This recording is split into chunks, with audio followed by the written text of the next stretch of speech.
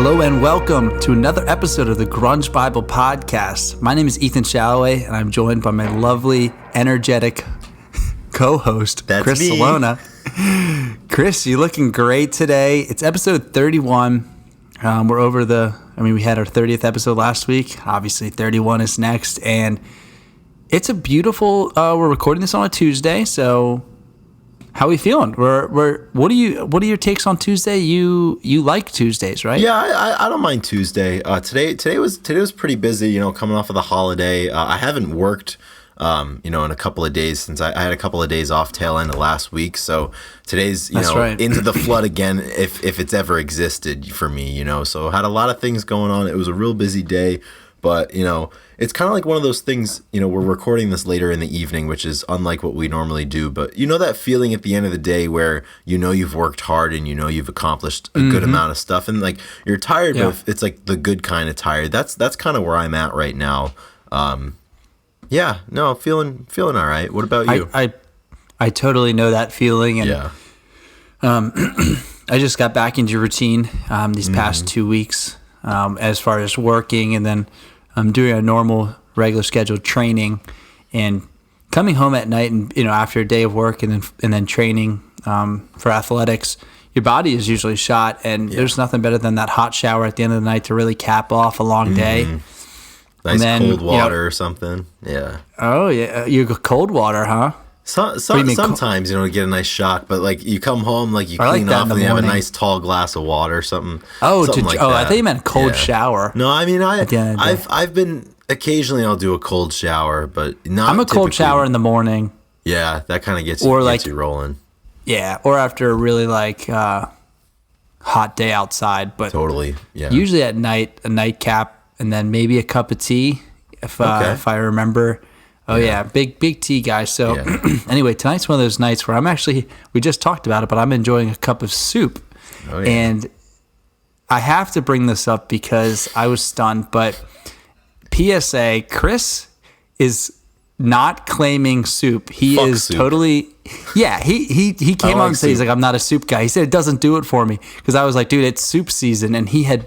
It's not soup season. It is chili season and it is stew season, and there is a big difference.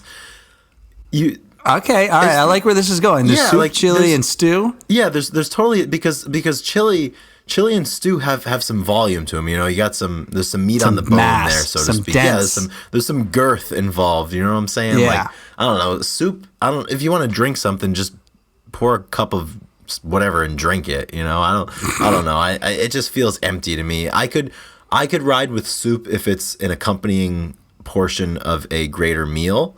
Like, so, if you're out and they give you a soup to begin with, I can get down with that a little bit, but as the main, as the main to do, it's not cutting it for me. That it just doesn't do it for me. So maybe I've just not ever had good soup. So, I guess if anybody has soup recipes, send them in. Have some New England clam chowder. I mean, well, that's different. It's chowder. Chowder, in my opinion, is it's like chili. It's a different entity. Chowder, soup, bisque, they're all a little different. They're all different. I'm a fan of all of them. Anything that's. I mean, I like hot drinks. I like hot food. I'm also not a picky eater either. And my opinion is that if you're a picky eater, you just need to get over yourself. Unless you have some sort of dietary restriction or health, health issues, you just got to get over it. I will eat damn near anything, and I believe you're the same way. 100%. If it's healthy, I'm gonna force it down if it tastes good. Even if it's not healthy. Well, let me reel it back in. What's the most grungiest soup, or what realm is grunge? Well, it's probably got to be like stew. Like an expired can of Progresso or something that you've had in your basement since like 2007. Not Campbell's, not Chunky. Well, see, that's the thing. Like, I'm partial to Campbell's, but is Progresso higher class than Campbell's? I think so. Yeah. I feel like Progresso might be highbrow. I don't know. I don't know. I mean, it's definitely not one of those stew, like artisanal. Stew. I feel like stew could be. Yeah, I feel like you're in the basement practicing with the band, and the drummer's mom, like a wooden bowl or something. The guitarist's mom's, I made some stew. Come on, and you get in the band. The band comes up and eats some stew. So, all right, that's pretty good. So, nevertheless, now that we've had our our weekly check-in and our banter for you guys, let's go ahead and do our weekly thank yous to the Patreon members. Yeah, and then we'll get into the meat and potatoes. Yeah, preferably in stew form, and not in soup form. Yeah. We're gonna serve you up a nice grunge stew tonight on the I was gonna say, dude, podcast. I must be hungry because I can't stop bringing in food into the conversation. It's just permeating all facets of our conversation. But nevertheless, let's thank some people right now, Ethan. So as usual, this podcast is brought to you by our top-level Patreon supporters, and their names are Jamie Lynn, Lauren Irene, Marianne, Kayla Jean, Release, Sue, Alexis Shannon, Jade Mercado, Sunny Mashburn, Victor Schaefer, and Shannon Gorgone. So thank you to all of you, as always, for supporting this podcast. And additionally, as we've been talking about the past couple of weeks, the merch train rolls on. And actually just today, I heard from 4 happy customers who either have just put in orders or have just received merch. And I'm going to read their names on the air right now. So I think they listen to the podcast. Their name. If they don't, that's the thing. I mean, you support us, we will say your name. So today I was able to hear His name was Robert Paulson. I was able to hear from Robert Paulson. Yes. That would be something. But yeah, so Fight Club reference. Absolutely. But we're discussing it, which is erroneous. So I guess that disqualifies us from ever being a part of it. But nevertheless, I was able to hear from 4 people today that either just placed orders or just received their merch. Joanne Wilson hit us up and said that they have 2 sweatshirts and they're thinking about getting a hat. Annette O'Connor also is thinking about getting a hat and also has a t-shirt right now. And then our good friend Garrett Wolf just sent a picture in of the Grunge Bible crew neck sweatshirt, which made his way to his residence today.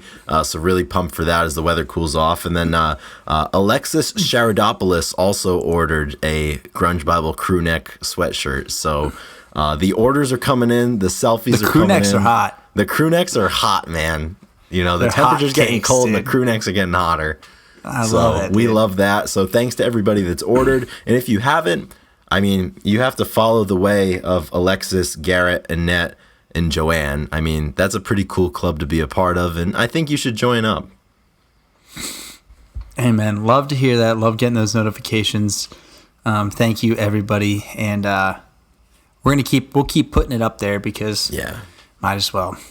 All right, Chris. So what has happened over the last few days? We had a little renaissance, I think, on the page, which is really quite nice. And we have this thing, me and Chris, it goes back for a while where, you know, you get into something and you go, what will grunge give us next? And we really don't think that anything else could pop up. And then all of a sudden, you know, it was like literally the first time. It's like all of a sudden we discover Temple of the Dog, or all of a sudden we discover, you know, Mad Season, before we knew about that, because obviously you have to discover them at some point.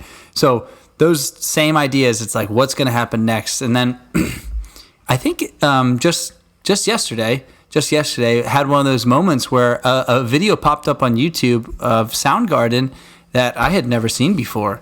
And at first I was like, you know, I checked the date and it said 3 months ago. And I was like, okay, maybe this one actually hasn't been on YouTube. And then I sent it to Chris, and you also said that it wasn't there. And we were pleasantly surprised because we found some footage that we had never seen before. Yeah. And it got us fired up a little bit. It really did, you know, and you made a good point kind of talking about the Renaissance thing, because, I mean, at this point, we have been running Grunge Bible for 5.5 years, and at the time of this recording, we have fired off 5,916 posts into the universe. So that's a lot. That's a lot of posts. There's a lot of videos, a lot of pictures, a lot of knowledge gained, obviously. So, you know, these kind of renaissances occur. You know, they're fewer and far in between now. But yeah, you had posted this video. So it was a Soundgarden performance from December of 1991, from MTV, from the program Hangin' with MTV, and they were in the famous New York studio in New York City where 120 Minutes came to be filmed in the subsequent years. You know, that nice like warehouse with like the big industrial fans with like the warehouse glass up at the top. So I saw that. I was like, oh shit, like I never knew Soundgarden played in that I guess, venue or, in the in that studio before. Space, and this video, that you discovered and you shared it with me, they play Outshine and they play Slaves and Bulldozers, back to back, obviously. And it's, this video, it's just 16 minutes of pure awesome. And it just found its way onto YouTube 3 months ago I guess in June of 2021. So it is kind of nice, because as I just said, we've been doing this for a long time, and our interest and the inspiration that we derive from this music that we're around incessantly, it ebbs and flows, right? And we have times where we don't listen to much, but at this point, certainly with like the Big Four or any of the other mainstream acts that came from the grunge sphere, we're fairly knowledgeable, obviously, because we've been around it for so often. But it is funny, just what happened yesterday. We know Soundgarden, we know Slaves and Bulldozers, we know these songs and these musicians and these bands like the back of our hands at this point. And it's weird, it just pops up randomly and you're just re-inspired by it, and it's like you're hearing it for the first time. Yeah, like I think I texted you and I listened to like the first 30 seconds. I actually wanted to listen to Slaves and Bulldozers, and Outshined was first, and just the first 30 seconds were just, it was so heavy, and they were all kind of just getting into it, and I was captivated right away, and it was just such, and it was a combination, like I said, with exactly what you said, the warehouse, the filming, the way the filming was great. It was like low cameras on Ben Shepherd with his bass, like it was like, and it just fit perfectly, and then the audio was even a little fuzzy, and I was like, oh my gosh, I was like, this is. So like pulled right out of the VHS tape, from back in the day.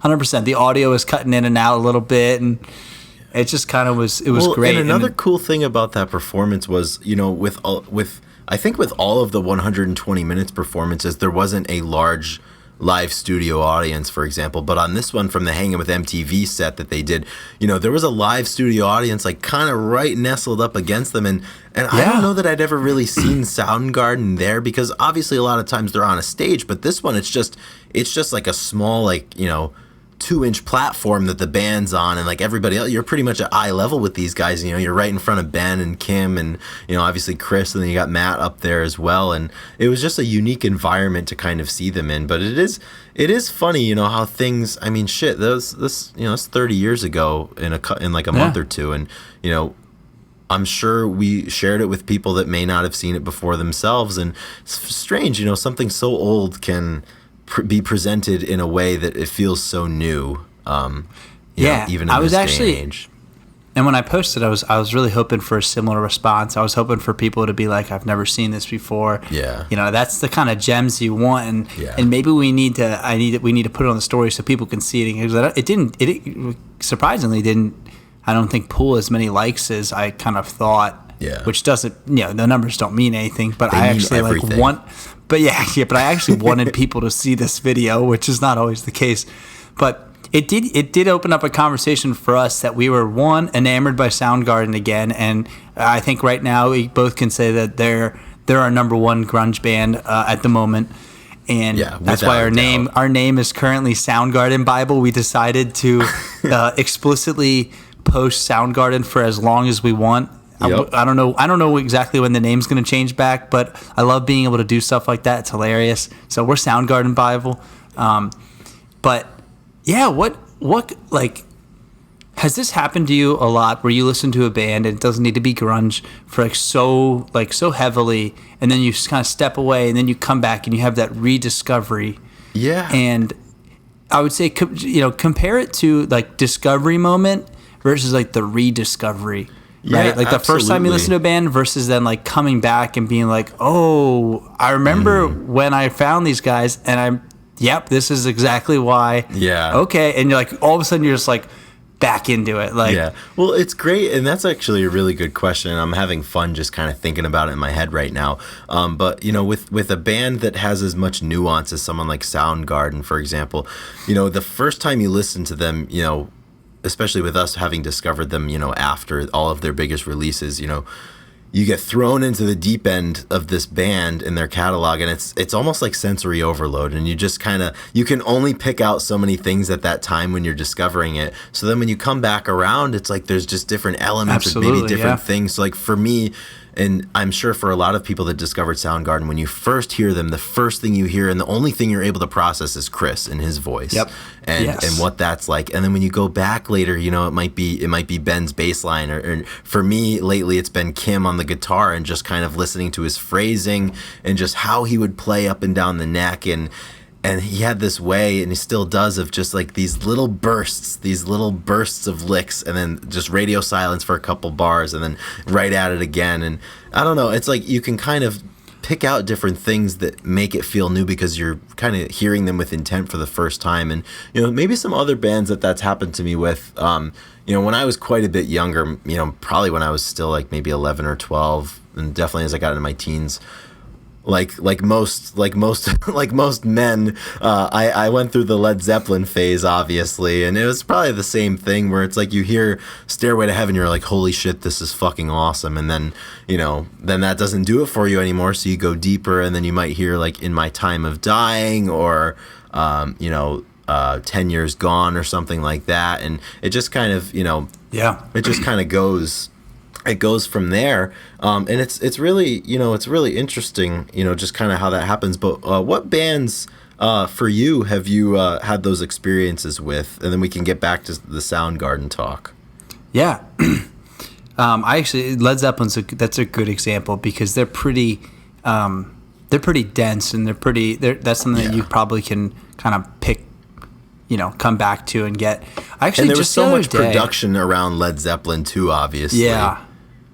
Yeah, there were, and I think a lot of the classic rock bands, now that we talk, because their discographies are usually big, so and we kind of touched on that a little bit last week, is kind of like, you know, when you have those, you know, Bob Dylan's that have just when an you absurd have amount 76 studio albums, and you've been touring for 19 years consecutively. Yeah, or you have those bands that all of a sudden you find out that, like, oh wait, the Pixies, like the lead singer has like 3 solo acts with, like, you know, 3 times as many albums as the Pixies. But anyway, just the other day I actually turned on the radio and I heard, I believe it was Winter Winds by Mumford and Sons. It was one of the Mumford songs off of their first 2 albums, and I was kind of thrown back in. So, and it made me think, like, just how good Mumford and Sons were when they came out. I'll stand by that. I'll die on that hill, that when they came out in like 13 or 12, when that first album, that album was so different, and it was pretty groundbreaking, and it just had such a strong, it was such a good album, like all the way through.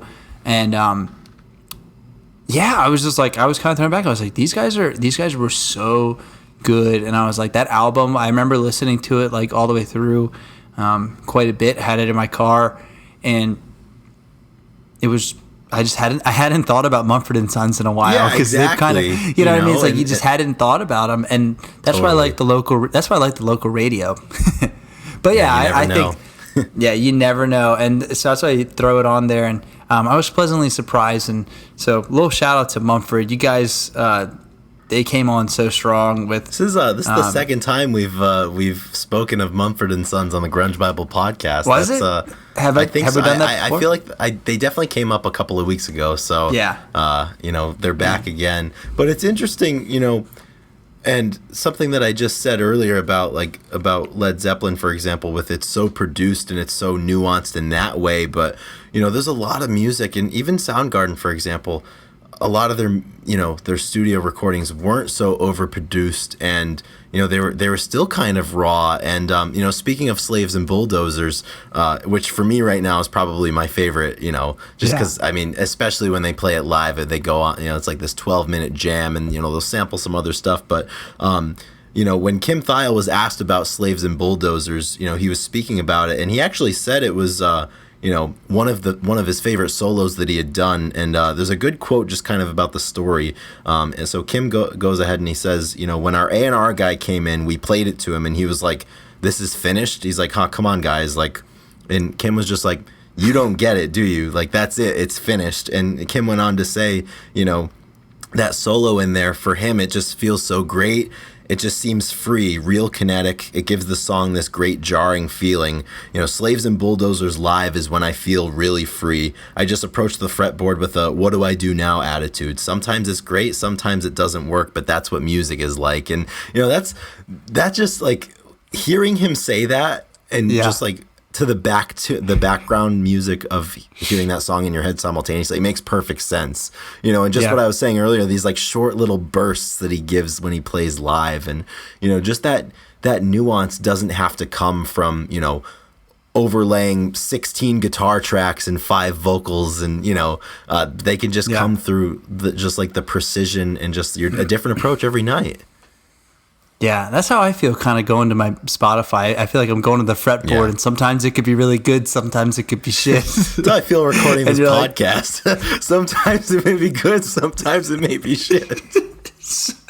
Sometime good, sometime bad. It strikes and gutters, man. But like, yeah, sometimes you just like pleasantly surprised. It's like have you ever hidden like $5 in your car or something like that? Totally, and then you come back and you're like, and it goes missing just long enough for you to forget about it, and then it comes back to you. And that's what's really cool. And I think that's another thing that, you know, speaks. It's a testament to the music and, you know, certainly the genre of grunge, because I do think there's a lot of that, because I mean, here we are in 2021 and the most popular releases from most of these bands are, you know, 28, 29, 30 years old, and sometimes even older. And, you know, there's definitely a reason for that. And I think it's because, you know, well, another question I guess I have, you know, now that I'm just like in the middle of that thought is, do you think you're able to pick out things and appreciate things differently because there's so much to those songs? Or do you think you just hear them differently as you get older? Say it one more time. Do I appreciate it because you know, Slaves and Bulldozers, for example, it was an amazing song when we probably first listened with intent, you know, 5 or 6 years ago, whereas now you go back to it and you're like, holy shit, like I never knew this song sounded this good. Do you think, you know, and it's probably a combination, but do you attribute it more to that song was just so nuanced, or just it means different things to you as you get older? And, you know, with your experience as a listener and as a fan of music, you're able to unlock those nuances more. Yeah, I think the second one, that the more you listen to it and the more you get, like you said, the more that you kind of get used to what Kim does on the guitar and kind of see his kind of patterns and what he likes to do, or like you hear certain, like, you know, bass lines and you can kind of draw connections. I think then those songs that really stand out, you kind of appreciate them a little bit more because you're like, oh, this is maybe it's just like a lot different than the rest of it. So, or then the albums are, no, like with Stone Temple Pilots, like you see the difference between their albums, and like all of a sudden you're, you know, that's really exciting, and you're like appreciating it for the contrast, not just by itself. Right, because like if you listen to Core by itself, and you didn't know any of their other albums, you'd think that they were, you know, strictly rock and roll. But then you go and listen to if you put Atlanta Tiny Music on or something, or The Purple. Yeah, so I think that the knowledge helps you appreciate it more. But the wow factor of the first time is you know hard to replicate, really. Yeah, I think it nothing really better is. Than nothing better than finding a new awesome song. Well, and that's why we're always searching for new music, you know, because you're trying to chase that, you know, and like it's never as good as that first time. Yeah, and honestly, sometimes like I'll be thinking about it and I'm like what is going to come out next? Like, is there really going to be, like, what's the next alternative rock, or what's the next, like, pop? Like, how are people going to change the music? They've been doing music for hundreds of years. Like, how is there more sounds? I'm always, like, blown away when people, you know, create new sounds, basically, you know? So I'm always like, what's kind of like, what's the next best, like, what are people going to, like, cling to and and why. Yeah, like what's going to be popular, you know, and I think a lot of it can be cyclical, but also, you know, within and certain will genres, grunge make it back to the who's top? going to carry the torch, you know? And it's funny that you mentioned that too, because as strange as this sounds, like I remember, I guess, you know, the first time I heard Greta Van Fleet, you know, back in 2017, like I was pretty pumped because I'm like, oh wow, like these are kids that are they're my age and they're doing this, you know, and it's just nice to see, you know, people, you know, from a similar time and place, I guess, you know, have the same, you know, interests and you know, influences, for example. But you know, I mean the size of the page that we have alone is, if that's any indication, I'll probably imagine that, you know, the influence of this genre is not going to shy away at any time soon. But, you know, I don't think it'll ever come back to dominating the top 40. I just don't think, you know, I think pop music is what it is now. And it will be for some time. I don't necessarily think that the guitar-driven rock and roll is going to come back to your top 40 radio station. But who knows? Yeah. I mean, I think, you know, the music pundits and the forecasters have been wrong before. You know, but it is interesting to think about. But yeah, it's so funny because, you know, we were talking before this episode about the general concept of just, you know, old music sounding new and, you know, hearing it in a different light and things making themselves fresh to you. But it's weird how many different elements are involved in that equation. You know, it's like your progression as a music fan, your experiences, how your likes and dislikes mold, even just like knowing how bands work and how, you know, the bassist, you know, works in tune with the drummer, and, you know, how the lead guitarist chooses to fit in and how the vocals, you know, it's just like, I don't know, the more experience you have listening, I do think you're able to, you know, enjoy more. And you can definitely certainly get into some, you know, some denser music or some music that might take a little bit more of a palette. I have the flip side of this.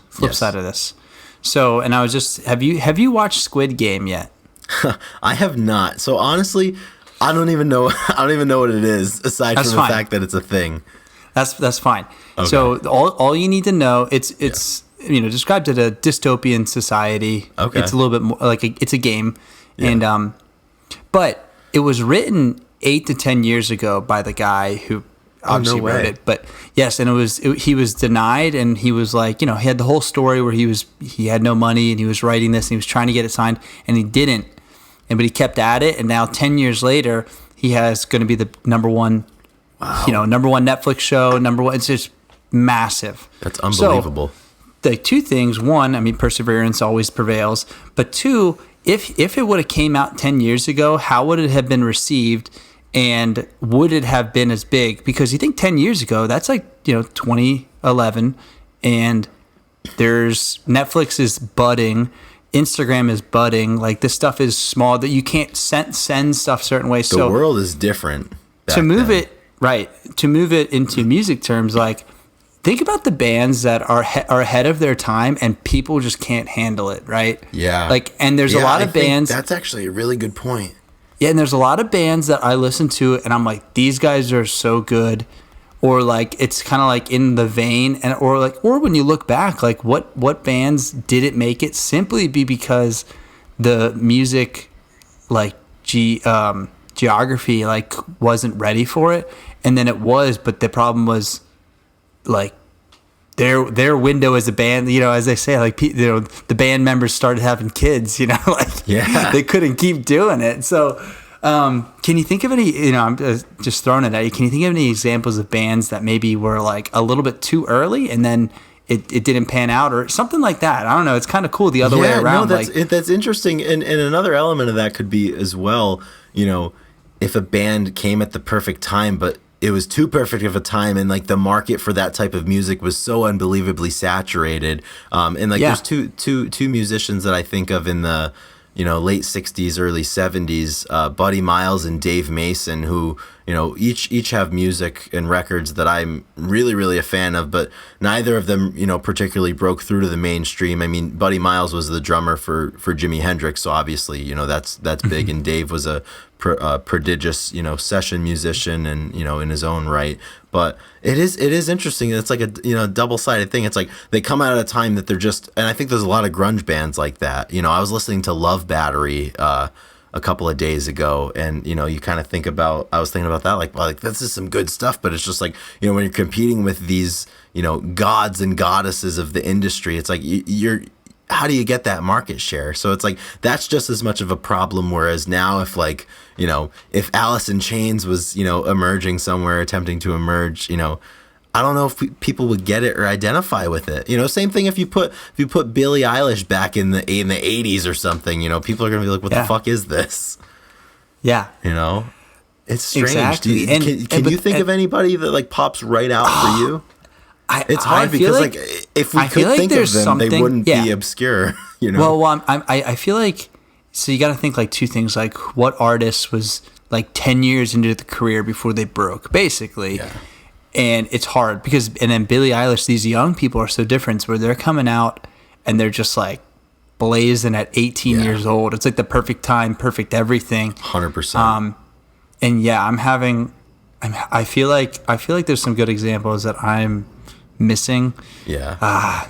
Well, it's hard because you can go from, I feel like now more than ever, you can go from being a, underground artist to everybody knowing you very, very quickly now. I mean, all it would take is, you pop off once on SoundCloud and then everybody follows your Instagram and then boom, you release an EP and then, you're off and running. And obviously, I don't say that to detract from the effort that goes into, obviously creating music that relates to people. But I just, things happen now in such a quick way that, I think the people that are really out there, 10 years gone down the road, plugging away, it's like your chances of hearing them are so slim at this point, just because how do you get through? How do you break through the brick wall? And it's interesting. And that's something that, like, oddly enough gets me sad as a fan of music, like all of the good bands that are out there and all of the incredible art that I'm just not going to discover. That people aren't ready for it. People can't kind of recognize because of the way the music scene is shaped. Like, it's just kind of hard. Sometimes people like shut it off because it's just not. I think about that a lot too. I'm like, there are so many bands that like should be really good. And, well, I mean, statistically when I say speaking, good, there's like a really chance big. There's a chance that a band that could be my favorite band is a band that I'll never hear. Because I mean, they could be somewhere tucked away in England or something, playing the local circuit, and you just don't hear about them. It is weird to think about. I feel like there's a really good example of like someone in the 90s that like should have been in the 2000s. I don't know. I'm like struggling, but alas, it was a good attempt. I feel like we were really onto something, but I'll have to come back. Yeah, it totally is. And also too, when you create that art, based off of, who it's released to and who hears it, and the time and place that happens. And I mean, it's totally up to the listeners, for their interpretation. And somebody that's like really, really adamant about that and has said that a lot in interviews is Mark Lanigan. He's said a lot before that once I put my music out there, like, I don't like to prescribe meaning to it, because it's whatever you want. And he was doing a kind of like a Twitter listen along, probably around this time last year for his album Straight Songs of Sorrow, and he tweeted, he was like, I hate to say what the words are about to any tune, but by all means, if you connect to these words, they're yours.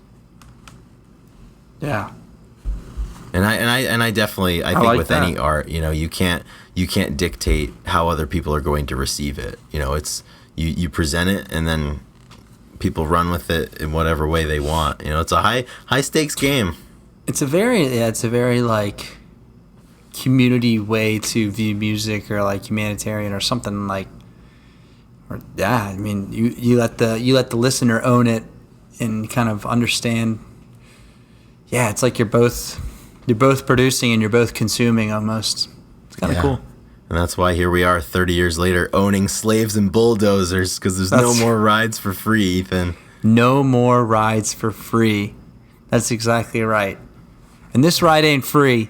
And if you want to support us, yeah, there's no rides for free. I mean, I know that you guys think that we're out here killing it. We're not quite there yet. We want to, but we're not quite there yet. So it does not cost $0 to make this happen.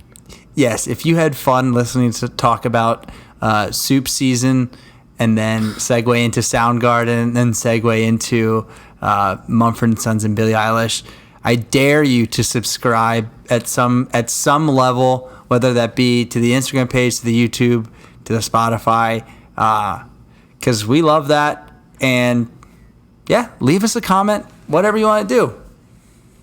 Absolutely. That would be fantastic. You know, you gotta bleed your heart out, because every word we said is what we mean. With that, I'm gonna roll right into my song of the week as we wrap things up here. And my song of the week is "Slaves and Bulldozers" by Soundgarden, and I don't have to say anything else about it. Chris, my song of the week is also "Slaves and Bulldozers" by Soundgarden. And you know what? That's all there is to it. You can put the same song on the playlist twice, and I'm doing it. That song is going to be on the playlist twice. So you have two chances to listen to it. If you're playing shuffle, you might just get them back to back. And if you do, it's a good day. Yeah, that's a treat. That'll be fantastic. So, you know, that's just kind of the way things go. The first double song of the week, and it happened simultaneously. The first time we both chose the same one. We've chosen the same band before. Yes, but not the same song. This is the first time the same song. It feels right. This is a big occasion. But honestly, if it had to be any song, you know, chances are it was going to be from the Knights of the Sound Table. Oh man! Any last words, Chris? Anything you'd like to say for the people? No, not much. You know, I don't know. That's the weird thing. You know, with this renaissance of Soundgarden, you know, in my life and in your life, you never know how long it's gonna last. But I'm still in the wave right now. I listened to them a lot today, and you know, I anticipate I'll listen to them a lot tomorrow, but who knows, you know, so you just enjoy it when it's here, and you enjoy the newness while it feels new. Absolutely. And maybe we'll still be Soundgarden Bible when this releases. That'll be the episode title. Yeah, and we'll see. That's a couple days away now, so that's you know, we will see, but you know, for everybody that's listening, you now understand why we have decided to change our name, but it's important. They've been mystified. They have been mystified. Chris, it's been a pleasure talking with you. Shout out to Drew. Thank you for doing us a solid and editing this each week. And we'll be back next week for another episode. Actually, we got some interviews coming down the pipe. We do. We're working on interviews. Finally, I know. I know. Half a year in, and we're doing it. Everybody's holding their breath, but we actually have some really great people that we're lining up, and I think we're both pretty stoked about that. 100%. So. And the fact that we just mentioned it on air means we can't chicken out, and we have to follow through on this. Exactly why we did it. Yeah. Yep. So it's coming. I hope you guys enjoy that when the time comes, when we have our series of guests beginning to make their way through the virtual Grunge Bible studio. But until that day comes, I hope everybody continues to do well. Be good to everybody that you come across. Listen to some music. Support the show if you want. And other than that, just take it easy. Yeah. Listen to some Soundgarden. Right on. All right, Chris. I will see you next week. Rock and roll. Thank you, everybody. Take care, everybody. See you later.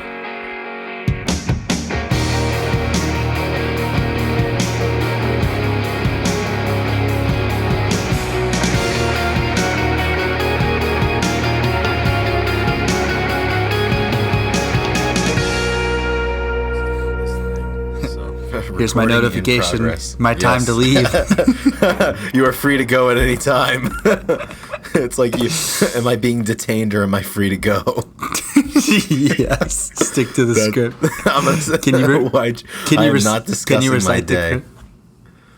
If a cop pulls you over, what's the script? You know what though? Like, today is actually one of those days where, like, I'm not discussing I'm my not day. discussing my day. You know, I don't know. Like, you know, like you get home sometimes and like whether you're texting somebody, you call somebody or whatever, like you're the exception of this, obviously. But like people just want to bullshit with you about your day. And you're like, I really don't feel like discussing it, you know? Oh, absolutely. And not because dude. I'm trying to hide anything, but just because it's not that interesting. I don't feel like wasting the energy or the breath. Yeah.